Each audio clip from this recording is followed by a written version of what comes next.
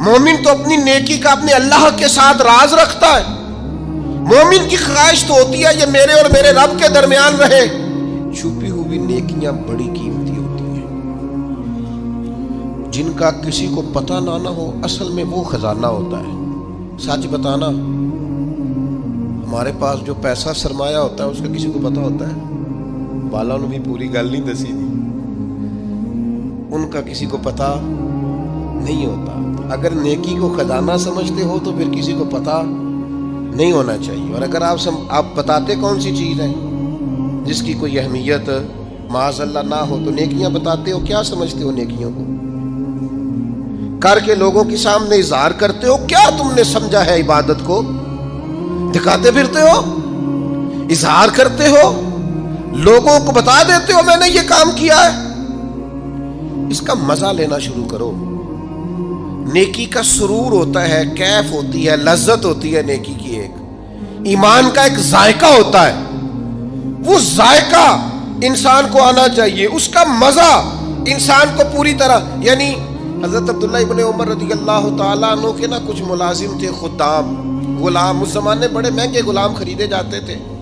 تو وہ غلام کیا کرتے، وہ لمبی لمبی نمازیں شروع کر دیتے، نفل پڑھنے شروع کر دیتے. جو غلام زیادہ نفل پڑھتا حضرت عبداللہ ابن عمر آزاد کر دیتے.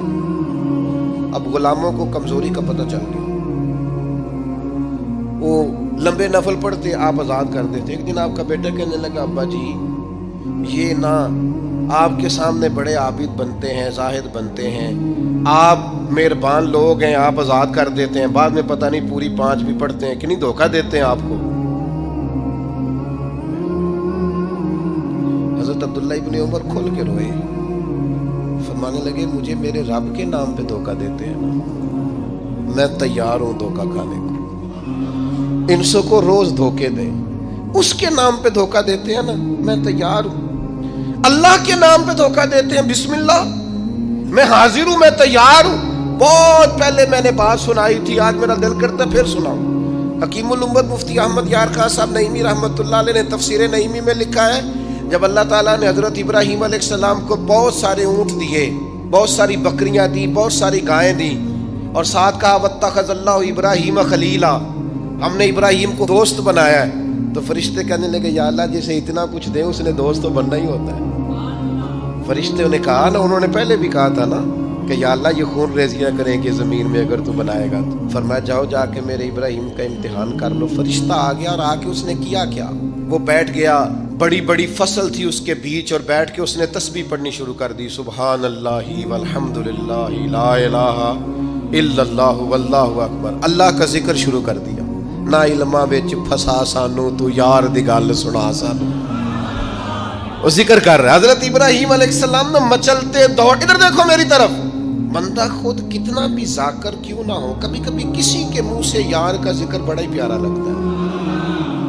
میں نے ایک محفل میں حاضر تھا تو نعت کا نعت پڑھ رہا تھا، تیری نسبت نے سوارا میرا انداز حیات، میں اگر تیرا نہ ہوتا سگے دنیا ہوتا. سگ کا معنی کتا، اگر تیرا نہ ہوتا تو دنیا کا کتا ہوتا.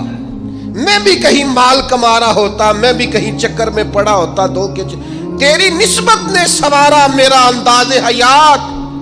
میں اگر تیرا نہ ہوتا تو کوئی سگے دنیا ہوتا. تو میری طرح کے کئی لوگ تھے جو کچھ نہیں ہیں اور اس کے نام پر بڑا کچھ ہے. تو وہ دل تھوڑا لگ سا گیا، کیفیت بن گئی، کوئی آنسو درد بن کے ٹپکنے لگے. میرے ساتھ ایک دوست بیٹھے تھے، میں نے ان سے کہا یار آج بڑا مزہ آیا نعت. وہ مجھے کہنے لگے نعت خان نے 40,000 لے آج. میں کہا تو چٹ کو کھلو جانا سی، پہلے دیندے ہو پھر شکوے کرتے ہو. اور میں نے کہا ذرا ٹھہر جا، ٹھہر کے بتا، تھوڑا مزہ تو لے لینے دے. کبھی کبھی کسی کے منہ سے سننا اچھا بڑا لگتا ہے. کہنے لگا جی نہیں یہ ہوتا ہی نہیں، جن دن پہلوں کرائیے نا. میں پھر دیکھیں نا کبھی کبھی ذوق عروج پہ ہوتا ہے. میں نے اسے کہا بات سن میری، میں بھی خلاف ہوں یہ جو ڈیمانڈ کرتے ہیں، جو دیتے ہیں، بڑا غلط کرتے ہیں. لیکن آج جتنا اس نے مزہ دیا ہے نا 40,000 تھوڑا ہے. آج میرے جیسے لوگوں کو جہاں یہ لے گیا ہے نا، یہ کبھی 1 40 بھی لے تو یہ تھوڑا ہے.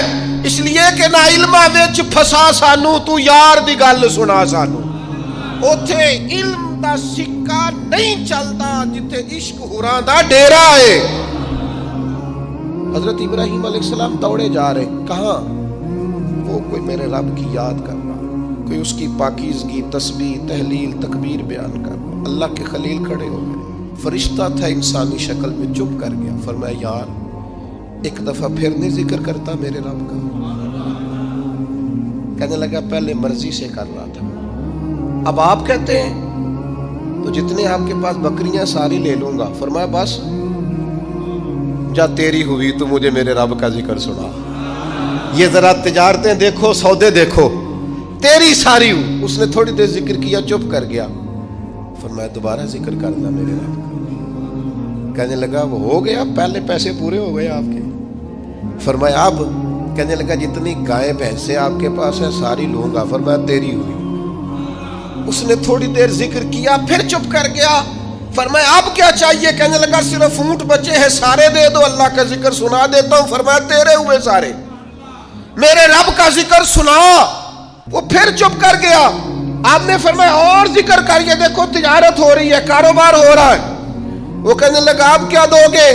فرمانے لگے یہ بکریاں چرانے کے لیے کوئی شخص بھی تو چاہیے نا، یہ اونٹ بھیڑ گائیں بھینسیں چرانے کے لیے کوئی چاہیے نا، مجھے رکھ لینا، تنخواہ نہیں لوں گا تو اللہ کا ذکر سناتے رہنا، میں تیری ڈیوٹی کرتا رہوں گا۔ نہ علماں وچ پھسا سانو کوئی یار دی گل سنا تو وہ فرشتہ اوہو تردامنی پہ شیخ ہماری نہ جائیے، ہم کبھی دامن نہ چھوڑ دیں تو فرشتے وضو کریں۔